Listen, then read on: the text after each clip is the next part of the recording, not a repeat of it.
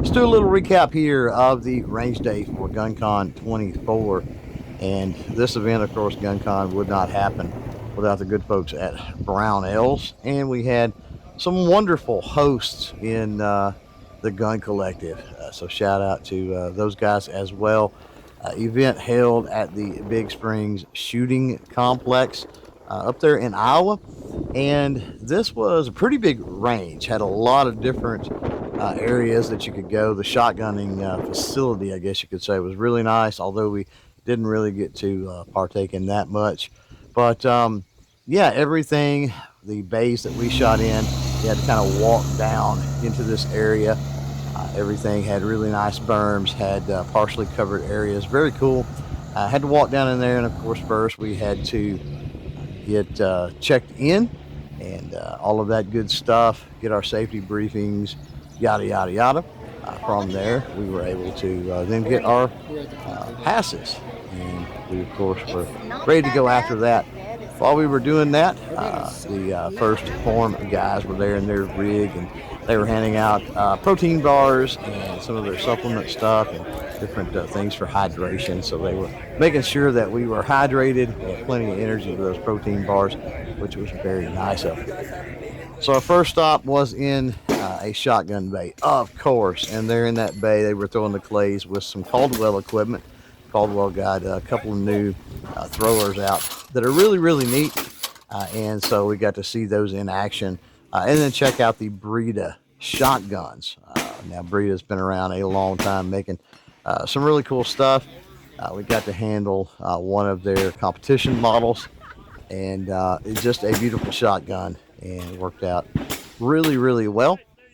From there, we swap based, moved over, and got to experience some suppressors from Yankee H Machine. Now, Yankee H Machine, I'm a big fan, been around a long time, that company has.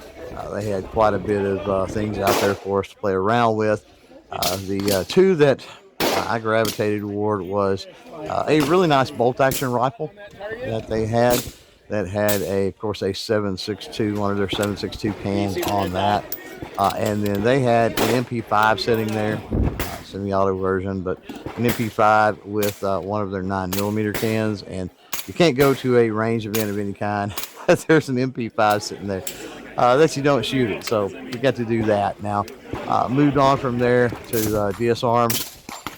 And DS Arms, what is it, the SA58, the FALs, the FALs, and really love my FALs, and the DS Arms, no exception. So they had one of their models there, and was actually shooting it out to 500 yards, which was interesting. I never was able to get that 500-yard target, but there were several people throughout the day that was able to actually hit that 500-yard target. The holdover with the wind blowing and all the other stuff was just absolutely insane. While we were there, we got to check out a few other companies. HK had a ton of things there for us to check out and play around with. And of course, Radian had a lot of their cool stuff from their lineup there as well.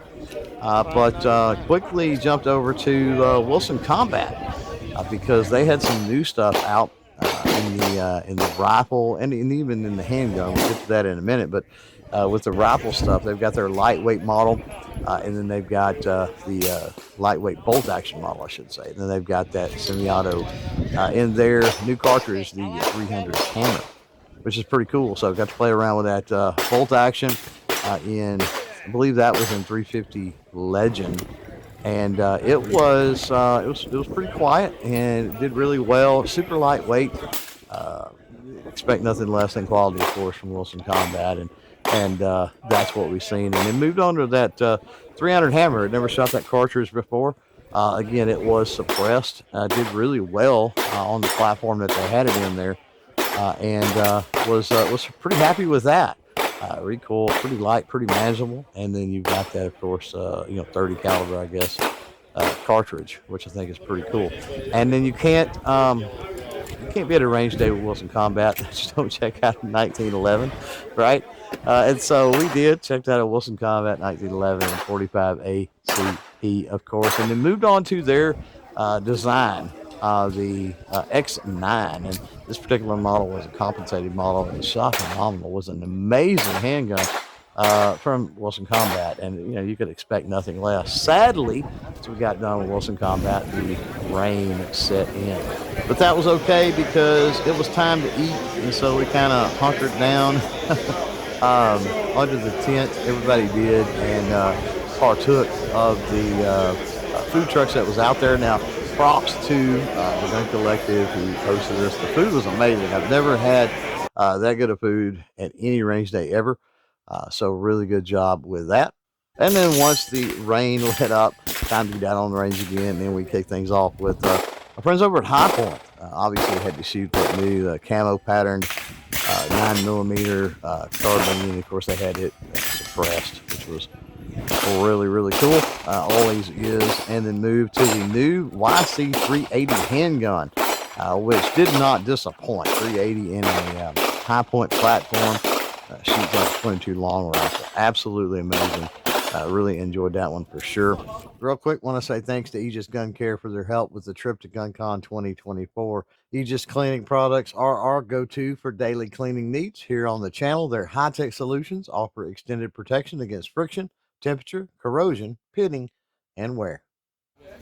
From there, jumped over to Matador Arms, and this might be Mat 9 that we looked at there. Might actually be one of the coolest things, the best products that we've seen at this range day. Really had fun shooting that Mat 9. It's kind of a SCAR style stock configuration on it, obviously in 9mm, and they had steel targets downrange. Got to run a couple magazines through it. Shot great. Did phenomenal. And again, just really enjoyed it.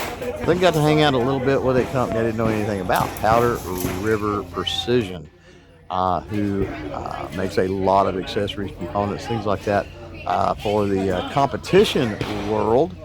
And so was able to play with a really super lightweight. Man, they had some super lightweight 22s there, but played with a chassis style little 1022-ish model that they had. That was absolutely amazing. Thing was so freaking light. It was not even funny.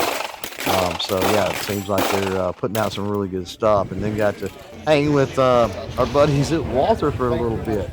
And Walther, of course, been around forever, obviously known for great stuff. They had a few of their models out there that we could shoot and experience. And of course, I got my hands on the PDP, if I can talk, full size, and it ran phenomenal. From there, jumped over, had to check out the next bay, and so we jumped over and got to check out some mechanics. I didn't shoot any of the mechanics. Instead, I shot a new rifle that's going to be coming out from Century, an AK pattern 5.56 with a red furniture set, a really cool smooth shooting rifle, just an awesome rifle indeed. And that was also one of my favorites, I should say, of this range day, was that 5.56 AK. And from there we got to jump over and check out all the cool stuff from Fortune, really high end, competition style rimfire stuff. Got to run a couple mags through the Black Mamba, and I'm gonna tell you what, kind of a Ruger-ish design frame, all that good stuff on the Volquartsen, and they've been that way for many years, right? But Black Mamba, definitely a smooth shooting, smooth running handgun. So you can see definitely why it's one of the favorites.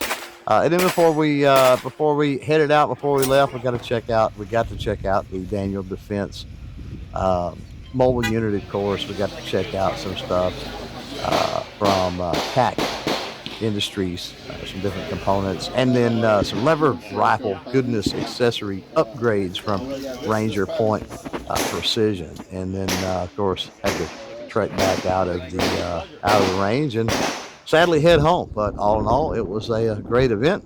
And there is the recap. We'll catch you on the next one. Bye.